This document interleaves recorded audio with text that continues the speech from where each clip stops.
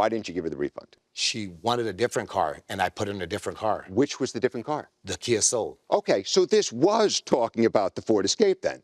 Rather than give her back the money for the Ford Escape, you ended up putting her in this She Soul. chose to come back. You said to the no, lot. that didn't happen. Okay, well, I made a mistake when you said it. She chose to come back and get a different car, so we signed a contract on a different car. Yeah, so what we're dealing with here is what happens after you buy the Kia Soul, Yes. right? And why don't you tell us what happens after you buy the Kia Soul? The odometer was wrong, had the wrong mileage.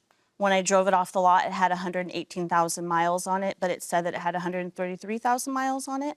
That made it really difficult to go to the mechanic to have a claim with the warranty because the mileage wasn't correct. In Oregon, you have, by law, 30 days to register, title, and tag a vehicle. It's the dealership's responsibilities, and he didn't do that. I never received the tags or any type of documentation to legally drive the car on the road. 44 days after taking the vehicle home, he reached out to me and asking me for more money for the license, registration, and tags. I told him I wasn't going to do that. I told him that it was unprofessional to reach out and ask for more funds. So let's cut to the chase. You, at some point, you were not able to pay your car payments. I was making the car payments. I made 2 car payments on the vehicle to the finance company. But when it went to the mechanic, But what are we I here didn't. for then? We're here because you didn't make the payments, right? I made 2 payments to the vehicle, but I had to voluntarily surrender the vehicle to the finance company because of the repairs that needed to be done. Okay. It was worth a third of the car, and I had already put that money down in it, and I couldn't afford it, so they gave me the option to safely surrender it, and they would auction it off, and then that amount would be taken off of the loan, and then I would still be responsible for paying the remainder of the loan. Okay, I'm going to open up now. So at the end of the day, your claim is that, 4 weeks, 5 weeks after you bought a used vehicle, it needed repairs. And therefore you want your money back for the down payment. And then you want him to compensate you several $1,000s above that because you still owe money on the vehicle. You claim to have been emotionally distressed, so you want more money for that, right? The Ford Escape stuff was confusing, but it sounds like at the end of the day, you want money back for an as-is sale when the car didn't work 4 weeks later. I mean, that's like the easiest case we get in here. Too bad. This is a compensation I'm asking for is for being given a vehicle that wasn't legally registered, licensed, or anything. I had no record of the vehicle at all. How were you damaged by that? I lost the vehicle to the repairs. And how did that have anything to do with the registration issue?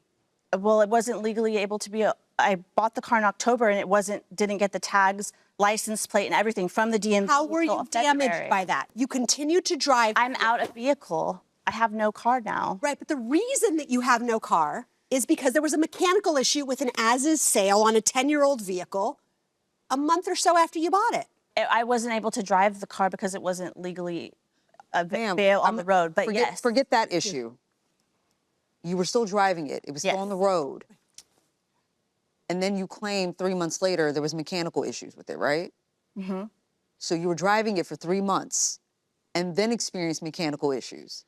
Yes, that vehicle, the Kia Soul. Right. And all the paperwork in black and white is not correct. It's wrong. And he says that when he asked for the extra money for the registration in the car to be legal, he then attacked me on my personal finances, my credit score. He's not attacking you. There were some problems with your personal credit score. You're in the dookie box. Straight dookie box. No, stop. Oh, But what I'm saying is, I think, you know what? I'm done. We're ready to deliberate. All right, the parties are excused while we deliberate in this matter. Thank you both. We have come to a unanimous verdict in this case. After getting through the confusion of the 2014 Ford Escape, the 2014 Kia Soul, this was pretty straightforward. Ms. Perez, this was an as-is sale, which means that you're buying the car in its current condition at the time of the sale. You drove the car for 4 months after purchasing the vehicle and then started experiencing mechanical issues. That is not on the defendant. And so because of that, we're going to have to dismiss your claim. So the case is dismissed. That's a verdict of the court.